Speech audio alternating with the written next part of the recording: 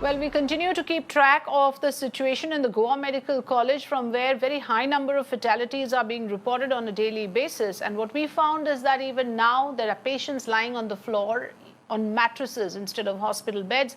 Relatives of patients are not being allowed inside the COVID wards. This is the same hospital where 75 patients died. COVID patients died last week. Out of these, 62 apparently because of oxygen mismanagement. Mayuresh has all the details on this. Let me try and get in Mayuresh to give us an understanding of why situation has only gone from bad to worse. Despite our consistent reporting on this issue, Mayuresh, it seems there are no lessons learned. There is no improvement on ground. Rather, now we are reporting of how this hospital are treating patients lying around on the floor.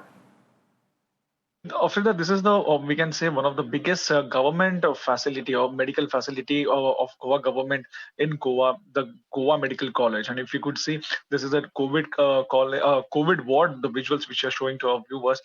It is very, we can say that it's kind of a they have already broken the rules or the flouted the norms of the COVID, where in the COVID ward, apart from the patients and the nursing staff or the doctors, no one is allowed to go. But here you can see that the relatives of the patients are roaming freely in that ward. They are sitting next to the patient. Also, there is a shortage of bed, and that's why many patients are getting treatment. They are sleeping on the mattresses with the oxygen mask, and they are getting the treatment. So certainly, it's a not that good condition expected from the Goa government, because if you remember, last week it was High Court who appreciated the Goa government's effort to normalize the oxygen supply in GMC. But these visuals are talking very much that they are showing the truth. They're showing the truth that what exactly is the condition in ward number 145 and 147 of GMC, where the COVID patients are getting treated. They don't have bed to sleep, or